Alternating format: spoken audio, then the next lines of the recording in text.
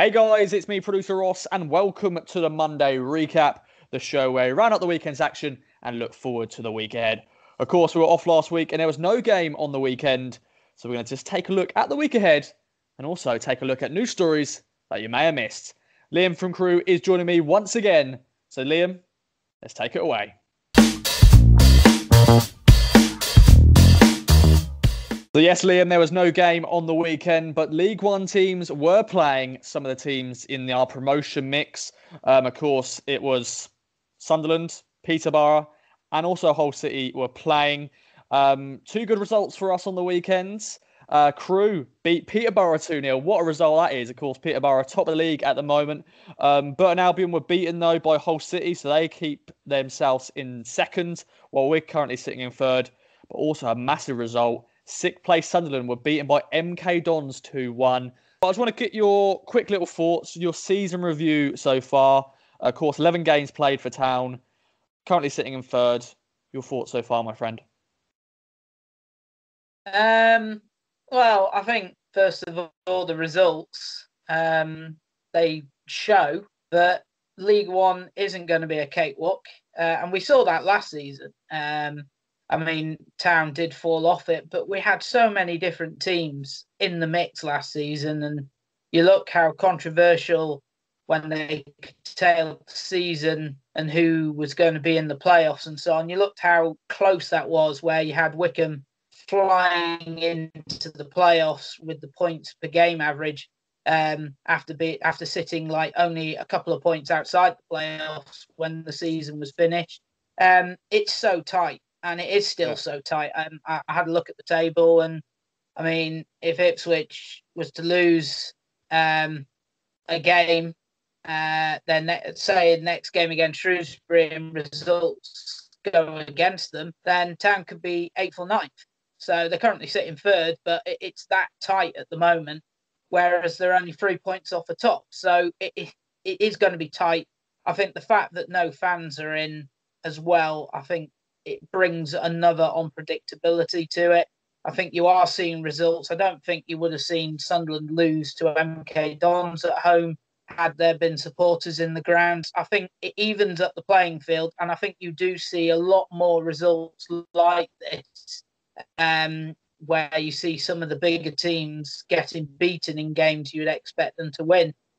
On Town as a whole, I think it's not been spectacular.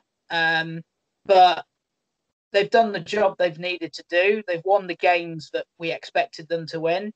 But again, at the moment, they failed to win games against teams around them who are going to be in the mix. And that is a worry. And it is something that could come back to haunt them, that we call Ipswich flat track bullies that are beating up the smaller clubs and getting the points that they need, but basically are being put in their place by teams that are either their level or slightly better. And it is a worry, but I mean, as long as they continue winning the games that they have to win, then hopefully at some point that will change and they will get a result against a bigger team, a better team in this division. And if that happens, then the confidence, I'm sure, will flow and they might start picking up more results against the better teams, but they need that marquee result in this division to get that going. Cool. Well, let's take a look at the weekend.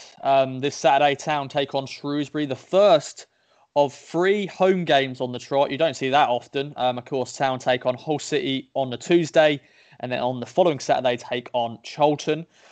Which has been rearranged because we're out of the FA Cup. If you didn't know that already, we lost against Portsmouth. We won't get into that because a lot was said for that. Shrewsbury are currently sitting 22nd in the league, a team that we beat last season very good, very convincingly at home. They've not had a good season so far. 1 win, 5 draws, 5 defeats. How are you feeling going to this one, Liam? It's good that we've got a game, of course. Well, I mean, very, very, very quick thought that on the FA Cup. I do love the FA Cup, but it's not a bad thing in my book that we're out. Although another refereeing decision going against us does not bode well, and that was a shocker. That topped Sunderland. But as you say, we won't go into it too much because it is what it is. We're out of it, and it may turn into a godsend. But as people have said, the league now, there is going to be nothing else now. So if they fail, that's it for Lambert. So in some ways, all the pressure now is on, and they have to react to that. Shrewsbury at home, my birthday, another year older, should win.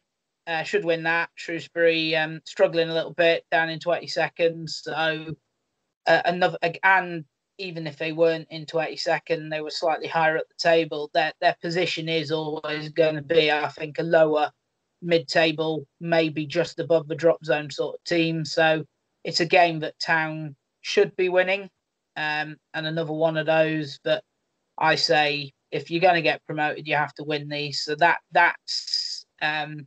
should be a win. Definitely. And we're going to end the video with a new little feature, taking a look at the news that happened last week. Not much really happened, really, Liam, but there was a link to a striker, a non-league striker to that, a teenage non-league striker. His name is, bear with me, Temi Babalo. Probably said that completely wrong. People know that I can't pronounce names. But Ipswich Town and Luton are said to be interested in the Cornard Rangers striker. He's 19 years of age. He's 6'4", 6'4". Plays on the right-hand side for the National League South outfit. He trained with Luton Town in September and featured in the Under-21s game, while Town are said to be interested in offering him a trial. He scored 3 goals in 13 games for Cornard so far this season, which is not prolific, but he's still young and he's 6'4". I repeat, he's 6'4". He's 19 years of age. Liam, your quick thoughts on this? I'm sure you don't know much about him, but what's your thoughts on bringing non-league players through? I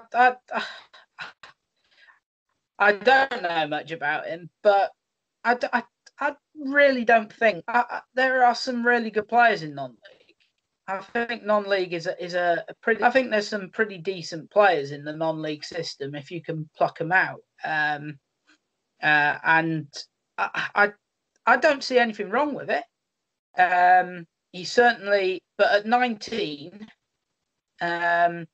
he's gone past, I suppose, the really, really young development age, because you'd rather get them in much younger than that.